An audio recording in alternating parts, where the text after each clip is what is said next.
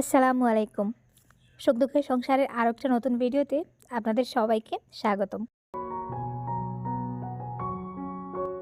দেশ এবং দেশের বাইরের যেখান থেকে আমার ভিডিওটি দেখছেন, আশা করি আল্লাহর রহমতে আপনারা সবাই ভালো আছেন। আমরাও ভালো আছি আলহামদুলিল্লাহ। ভালো আছি বলতে আমি বেশি একটা ভালো না।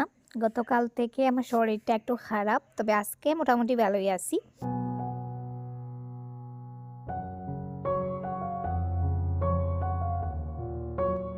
সকালে প্রথমে ভাবলাম গাছগুলোতে একটু পানি দিই। প্রথমে বলতে অফ ক্যামেরায় অনেকগুলো কাজ শেষ করে পরে চলে এলাম গাছে একটু পানি দিতে। আর এই যে দেখুন আমার মোরগগুলো, তো একটা মোরগ ধরে দেখবো ওজন কেমন হয়েছে।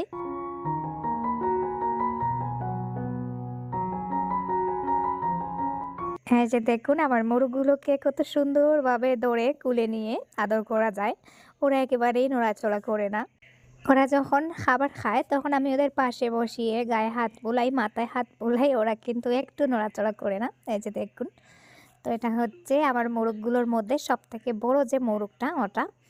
তো এটা হাতে নিয়ে দেখলাম, আরিয়ানের বাবাকেও দেখালাম, উনি হাতে নিয়ে বললেন যে 3 কেজির উপরে হবে, মানে 3.5 কেজির মতন আর কি হয়ে গেছে মাশাল্লাহ।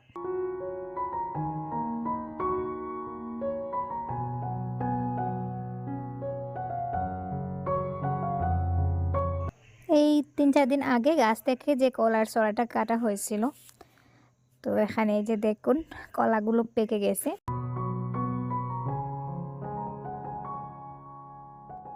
মাত্র 3 দিনে কলাগুলো পেকে গেছে। এই তো 3 দিন আগে কাঁচা কলা রাখা হয়েছিল, 3 দিন পরে বের করে দেখলাম সব কটা কলা পেকে গেছে।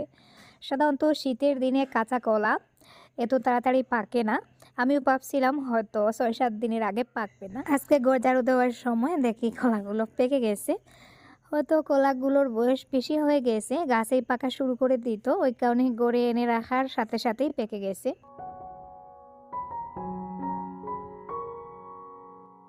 দেখুন কি সুন্দর লাগছে কলাগুলো দেখে। তো এমনিতে আমি মাঝে মধ্যে ফ্রিজে কলা রাখি, তবে এখন যেহেতু শীতকাল তাই আর ফ্রিজে রাখবো না। কলাগুলো এমনিতেই এই যে রান্নাঘরের একপাশে ঝুড়িতে রেখে দিচ্ছি।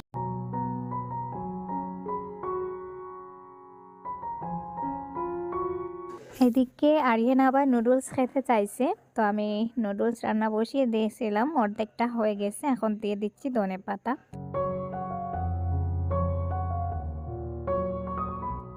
আমার কিছু ভালোবাসার আপুরা কমেন্টস করেন, আপু তুমি এখন যে ভিডিওগুলো আপলোড দাও সেগুলো কি তোমার নতুন ফোনটা দিয়ে ভিডিও করো নাকি ক্যামেরা দিয়ে? আমি আগেও বলেছি আমার কোনো ক্যামেরা নেই, আর যদি ক্যামেরা থাকতো তাহলে তো আর নতুন ফোন কেনার প্রয়োজন হতো না। তো আমি নতুন ফোনটা যেদিন থেকে কিনেছি তারপর দিন থেকে আমি নতুন ফোন দিয়ে ভিডিও আপলোড দিয়ে যাচ্ছি। আর আজকেও যে ভিডিওটা আপলোড দিয়েছি সেটাও নতুন ফোনের।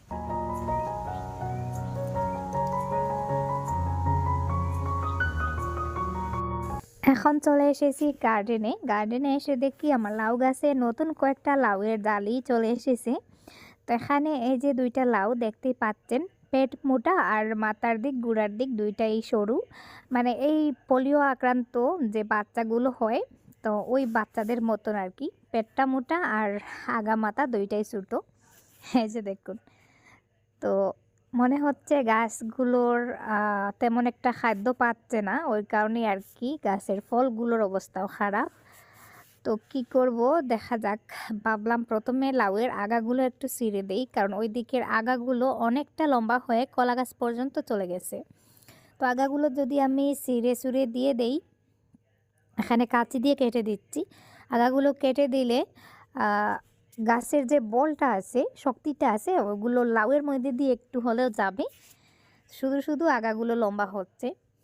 তো এই যে দেখুন সব কটা আগা আমি ওভাবে কেটে কেটে ফেলে দিচ্ছি।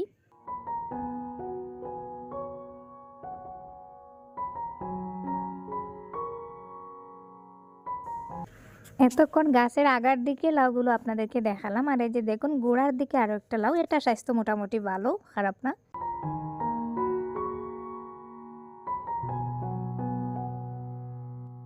লাউ গাছগুলো শক্তি কোথা থেকে পাবে সেটাই ভাবছি। এই যে দেখুন এখানে 3টা লাউ গাছ আছে, কিন্তু গাছের গোড়ায় বালু মাটি। আগে একবার গোবর সার দেওয়া হয়েছিল, মাঝে মধ্যে পানিও দেওয়া হয়, তো ওইভাবে আর কি আর যত্ন করা হয় না। তো আজকে ভাবলাম গাছের গোড়ার মাটিগুলো একটু সরিয়ে কিছুটা গোবর সার দিয়ে তার উপরে আর একটু সারের পানি দিয়ে তার উপরে আবার কিছুটা গোবর দিয়ে দেব, মানে গাছের গোড়ার দিকটা আর কি শেকড়গুলো পুরোপুরি ডেকে দেই।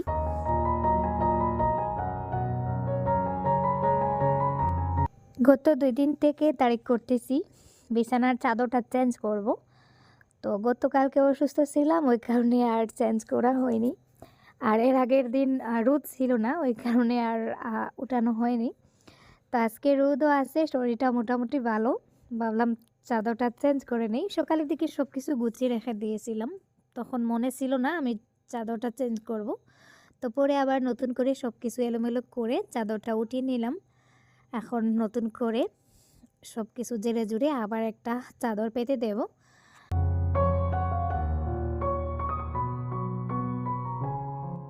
আমার কাজগুলো হতে থাক, সেই সাথে আপনাদেরকে একটা ছোট্ট রিকোয়েস্ট করে নেই। যারা এখনও আমার ভিডিওতে একটা লাইক দিতে ভুলে গেছেন, প্লিজ আপনারা একটা লাইক দিয়ে ভিডিওটা কন্টিনিউ করবেন। আর সেই সাথে ভিডিওটা স্কিপ না করে শেষ পর্যন্ত দেখার চেষ্টা করবেন। আশা করি ভিডিওটা ভালো লাগবে, খারাপ লাগবে না।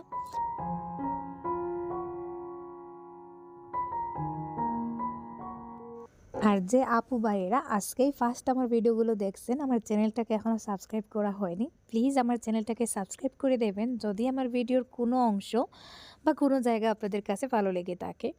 আর সেই সাথে চ্যানেলটা যদি সাবস্ক্রাইব করেন তাহলে বেল বাটনের অল অপশনটাকেও ক্লিক করে দেবেন। এতে করে আমি যখনই কোনো নতুন ভিডিও আপলোড দেব সাথে সাথে আপনাদের কাছে নোটিফিকেশন চলে যাবে, আর আপনারাও আপনাদের সময় করে ভিডিওটা দেখে নিতে পারবেন।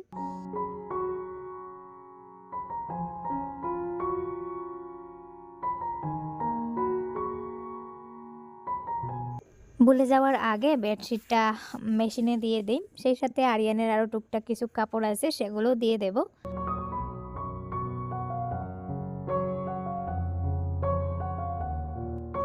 আজকে কাপড়ের পরিমাণ খুবই কম। গতকালকে কাপড় ধোয়া হয়েছে, তার আগের দিনও ধোয়া হয়েছে। তো এই কারণে সামান্য কিছু কাপড় ছিল, বেডশিটের সাথে দিয়ে দিলাম। কাপড়গুলো হতে থাক, তার মধ্যে আমি অন্য কোনো কাজ করে নেই।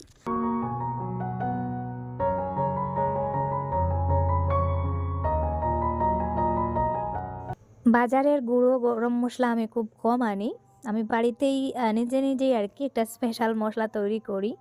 তো এখানে এলাচ নিয়েছি কয়েকটা লং, গোলমরিচ, আর তারপরে দিয়ে দিচ্ছি 4-5টা শুকনো মরিচ, তারপরে দিয়ে দেব 2টা তেজপাতা, মানে এগুলো আমি শুকাতে দেব। বাকি রয়েছে দারচিনি এবং জিরা। তো এখানে দারচিনির পরিমাণ কম দিচ্ছি, দারচিনি যেহেতু একটু মিষ্টি মিষ্টি হয়, বেশি দিলে আবার মশলাটা বেশি মিষ্টি হয়ে যায়। আজকে গড়ে জিরা নেই, তাই আমি জিরা ছাড়াই মশলাগুলো শুকিয়ে নিচ্ছি।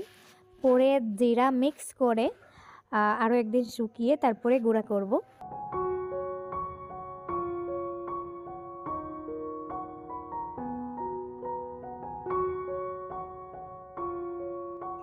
মেশিনে যে কাপড়গুলো দিয়ে রেখেছিলাম কাপড়গুলো ধোয়া হয়ে গেছে। তো আরিয়ানের টুকটাক কয়েকটা কাপড় ছিল, ওগুলো বারান্দায় দিয়ে দিচ্ছি। ওখানে রোদ বেশি সময় ধরে থাকে, তাই যে কাপড়গুলো একটু মোটা মোটা সাইজের, শুকাতে সময় বেশি লাগে, ওগুলো সামনের বারান্দায় দিচ্ছি যাতে সারা দিন রোদ পায়। আর এখানে তো সবগুলো কাপড় জায়গা হবে না, তাই বাকিগুলো পেছন দিকে আমার সবজি বাগানের ওখানে নিয়ে মেলে দেব। তো ওগুলো ওখানে দিয়ে দেই।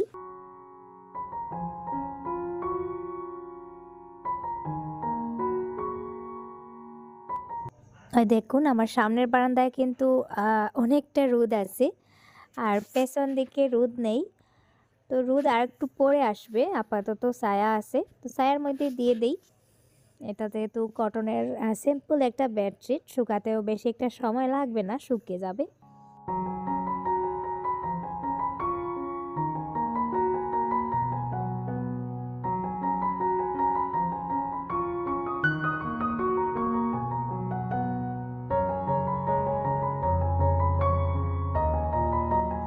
আজকের ভিডিওটা আরিয়ানের বার্থডের পরের দিনের ভিডিও, মানে গতকালকের ভিডিও। গতকাল আমি এডিট করে রেখেছিলাম, কিন্তু গলায় ব্যথার কারণে গতকালকে আর শেয়ার করতে পারিনি, মানে ভিডিওতে ভয়েস এড করতে পারিনি। তাই গতকালকের ভিডিওটা আজকে আপনাদের সাথে শেয়ার করতেছি।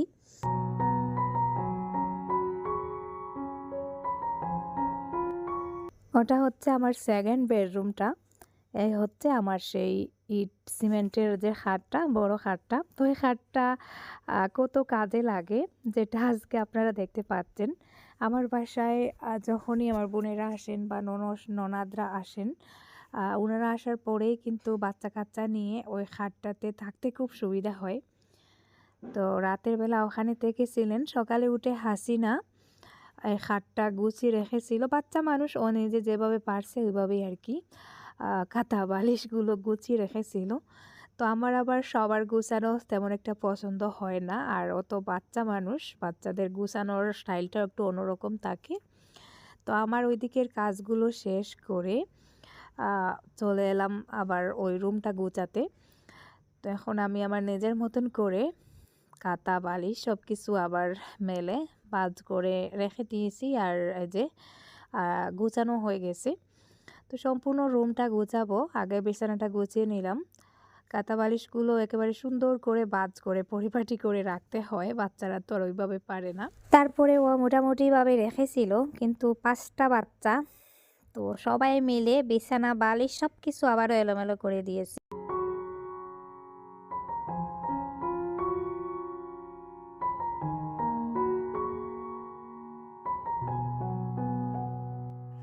বিছানা গুছানো শেষ করে এখন আলনাটা একটু গুছাবো। আলনাটার একেবারে 12টা বেজে গেছে। এমনিতেই তো 12টা বেজে যায়, আর এখন যেহেতু আরও মেহমান আছেন গড়ে, ওই কারণে 12টা বেজে একেবারে 13টা বেজে গেছে। তো আলনাটাও সুন্দর করে গুছাই, তারপরে রান্নাবান্নার কাজে লাগবো। আজকে সকালে রান্নাবান্না ছিল না, আরিয়ানের বার্থডের দিনে আমি একটু বেশি করে সব কিছু রান্না করে নিয়েছিলাম। তো ওই দিন রাতের বেলা আর তেমন একটা খাওয়া দাওয়া করা হয়নি, কারণ বার্থডের দিন দুপুরের খাওয়াটা একেবারে সন্ধ্যার দিকে হয়েছিল। তো অনেকটা খাবার বেঁচে গিয়েছিল, ওইটা দিয়ে সকাল পর্যন্ত খুব সুন্দরভাবে হয়ে গেছে। এখন আবার দুপুরের জন্য রান্নাবান্না করতে হবে। তার আগে ভাবলাম ঘরটা একটু সুন্দর করে গুছিয়ে নেই। আরিয়ানের বার্থডের কারণে আর এক্সট্রা কোনো কাজ করা হয়নি, মানে বার্থডের প্রিপারেশন, মেহমান সবাইকে নিয়ে ব্যস্ত হয়ে পড়েছিলাম। আর রাতের বেলা অনেক টায়ার্ড লেগেছিল, সব কাজকর্ম ফেলে কোনো মতে নামাজ পড়ে ঘুমিয়ে পড়েছি।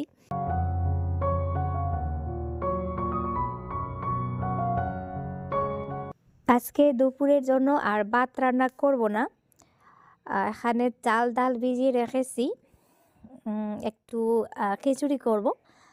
তো এখানে আলু, পেঁয়াজ, কাঁচামরিচ ফালি করে নিয়েছি, আর সেই সাথে আদা কুচি। এদিকে আমি খিচুড়িটা বসিয়ে দিয়েছি।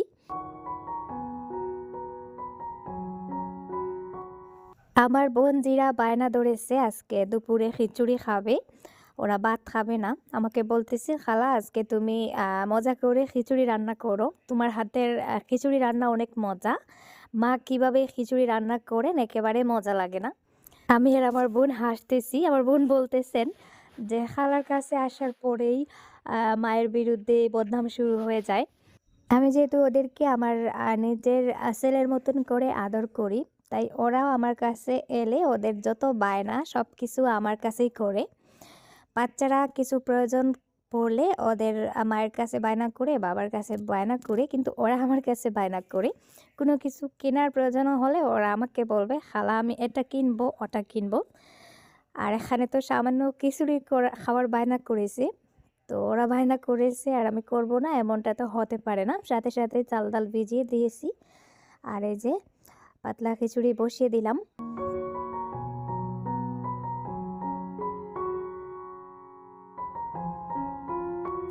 খিচুড়িটা হতে থাক, আর আমি ওইদিকে দরজার পর্দাগুলো লাগিয়ে দেই। গত পরশু দিনের ভিডিওতে আমি শেয়ার করেছিলাম দরজায় পর্দা লাগাচ্ছি। তো ওই দিন পর্দাটা লাগিয়ে তারপরে আবারও খুলে নিয়েছি, কারণ পর্দাগুলো কাটা হয়েছে, তারপরেও এখন অনেকটা লম্বা রয়ে গিয়েছিল। তো আবারও আরিয়ানের বাবাকে দিয়ে পর্দাগুলো আরও 2-3 আঙ্গুল কাটিয়ে একটু শর্ট করে এনেছি, এখন মোটামুটি ঠিক হয়ে গেছে।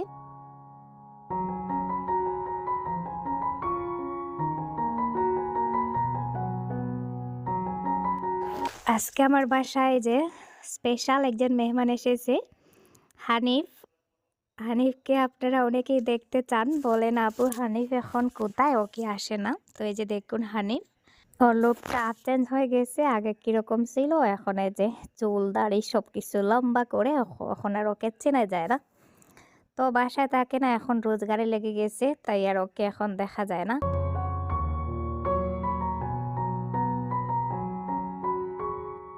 আর এই যে দেখুন আমাদের বেলকি, আমার হিজাব পরে উনি খাটের উপরে উঠে নাচানাচি করতেছেন, গান গাচ্ছেন, নাটক করতেছেন।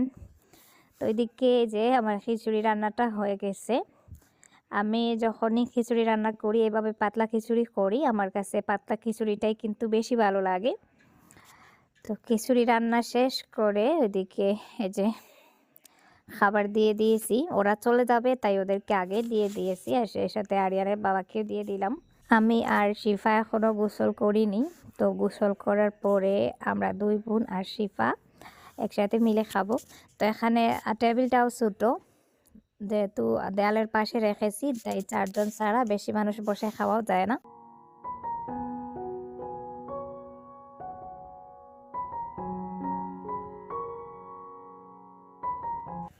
সবাইকে খাবার দিয়ে আমি এখানে নিজেটা নিয়ে বসে পড়েছি। অল্প পরিমাণে নিয়েছি, পেটটা অনেকটা বড়া বড়া লাগতেছে, বেশি খেতে পারবো না। তো খিচুড়ির সাথে আজকে আর অন্য কিছু বাজি করা হয়নি, সময় ছিল না, তাড়াহুড়ো ছিল, তাই জাস্ট খিচুড়িটা করলাম। তারপরে যে দেখুন বিকাল হয়ে গেছে, ওরা চলে যাবে।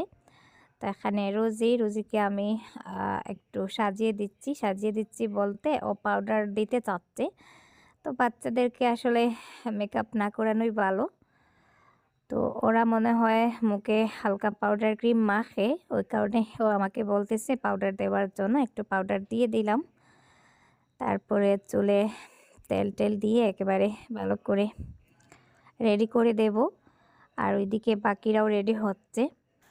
আরিয়ান আমার বোনের ছোটো মেয়েটাকে অনেক আদর করে। ওর জন্মের পরে যেহেতু ওরা প্রথমে আমাদের বাসায় এসে থেকেছিল, ওদের বাসায় ঘর ভাঙা ছিল, তো আমাদের বাসায় থেকেছিল। তখন থেকে আরিয়ান জানে ও আমাদের, মানে ওকে আমরা এনেছি হসপিটাল থেকে। আর এই যে রুজিও কিন্তু আরিয়ানকে অনেক পছন্দ করে, ওর দুই বোন থেকে আরিয়ানকে বেশি পছন্দ করে, আরিয়ানের কথা শুনে আরিয়ানের সাথেই খেলাধুলা করে। তো রুজি চলে যাচ্ছে দেখে আরিয়ানের কান্না শুরু হয়ে গেছে, ও যাবে না, ও থাকবে। তারপরে কোনো মতে ওকে আর কি বুঝালাম যে ও চলে যাবে, বড় হওয়ার পরে ওকে আমরা নিয়ে আসব। তো এই যে দেখুন আরিয়ানের কান্না দেখে রুজি ওর মায়ের কুল থেকে নেমে কিভাবে ওর কাছে গেল। এখন হাসি মনে, যে দেখুন ওর সাথে কিন্তু সে দৌড়ে দৌড়ে চলে যাচ্ছে। তো সে ছোটো হলেও মাশাল্লাহ অনেক কিছু বুঝে, আমার আরিয়ান থেকেও বেশি বুঝে। আরিয়ান যেখানে কান্না করছে, ও সুন্দর করে আরিয়ানকে হাতে ধরে যে নিয়ে যাচ্ছে। তো এদিকে গাড়ি চলে এসেছে, ওরাও চলে যাচ্ছে। আর এখানে এসেও আরিয়ান বলতেছে ও গাড়িতে উঠিয়ে দেবে, অন্য কেউ গাড়িতে উঠালে চলবে না, সে তুলে দেবে। গাড়িতে উঠিয়ে দিয়ে ওর এই যে মুখের অবস্থাটা দেখুন, মানে ভেতর কান্না চলে আসছে, তার উপরে আর কি কোনো মতেই কন্ট্রোল করেছে।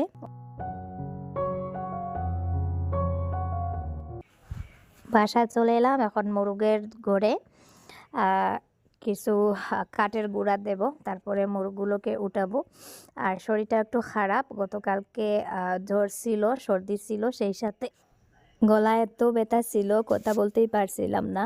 আর ওইদিকে আমার অপারেশনের জায়গায় একটু ব্যথা করছিল, তাই আর গতকালকে ভিডিও দেওয়া হয়নি। আর আজকের মতো এই পর্যন্ত, সবাই ভালো থাকুন, আল্লাহ হাফিজ, আসসালামু আলাইকুম।